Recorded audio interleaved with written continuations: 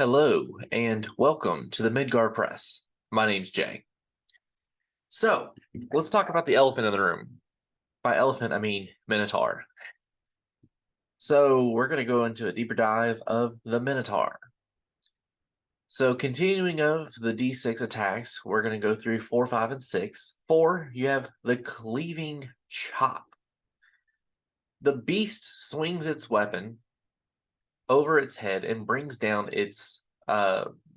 with full force. The attack inflicts weapon damage plus an extra D10, which can be parried. So it's a two-handed axe. Ooh. Sweeping attack. The 5 of D6. The Minotaur roars and sweeps its weapon in a wide arc, hitting everyone within 2 meters. The attack inflicts weapon damage.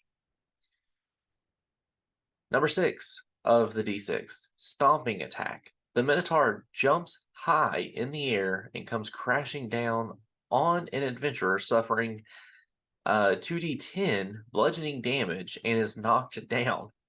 Oh, that one could be downright hurtful, just flat out hurtful.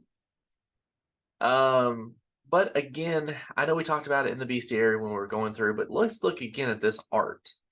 This artwork, he has metal fixings to his horns. He has a eye patch over his eye, some kind of piercing on his neck. On his belt loop, we have multiple skulls. We have a bag with body parts coming out. This dude right here, or female, I don't know the anatomy of a Minotaur, but this Minotaur don't play.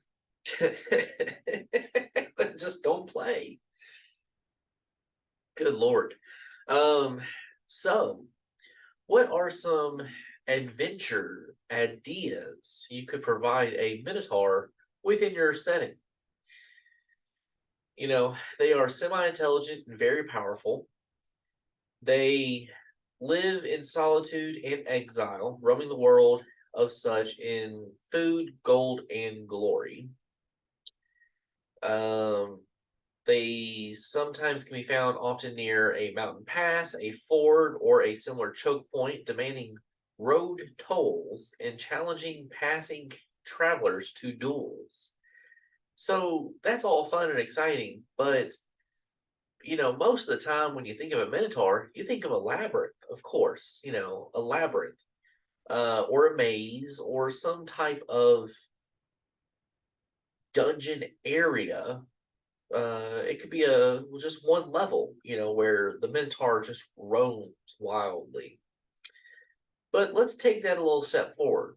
Let's take a little further. Let's give you some extra ideas that you could do potentially with a Minotaur.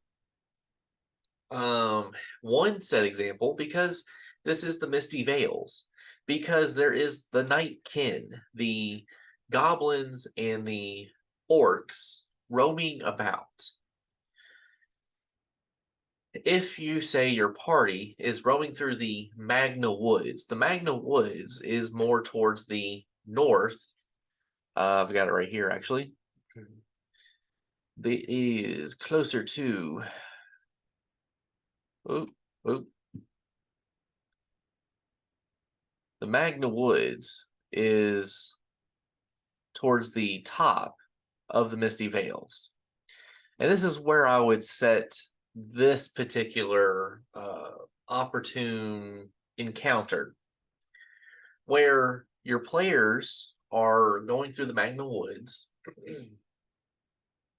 and they hear cries for help, but it doesn't sound like a normal help, help, help. It's more of a groaning Minotaur-esque. I don't know really how Minotaurs sound, like a bull, I guess, maybe. I don't know. I don't really use Minotaurs too much in my games, but I need to. I need to use them more.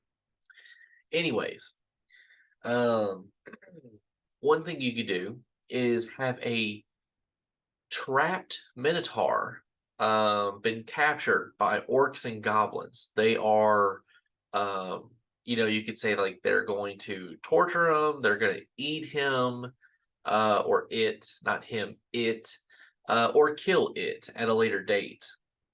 So your players could come by and potentially save the Minotaur.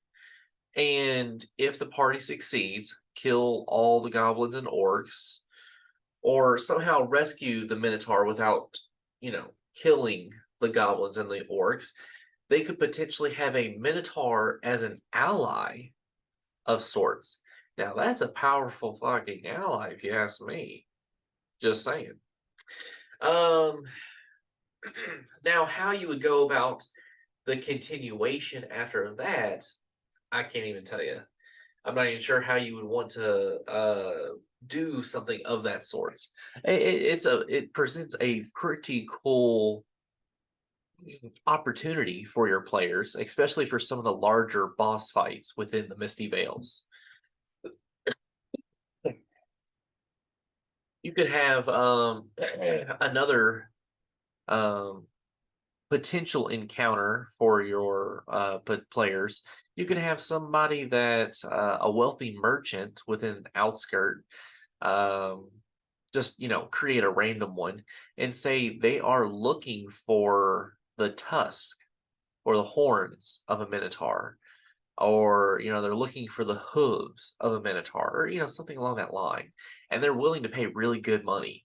So your players could continuously search for a minotaur, and eventually they would find one, of course. But then do they make the obligation and kill the minotaur, or do they continue to leave it alone? These are just small quick ideas that you could do for a minotaur. But as always, like this video, comment down below, how would you use a minotaur in your setting? Would you use one of the two different examples that I gave you, or would you put it underneath a bridge? Would you put it in a labyrinth? How would you do it? Comment below. And of course, share this video. Share this video with all your nerd friends. Share it with your GMs. I wonder how they would use a Minotaur in the setting. So, as always, live on and game on, my friends.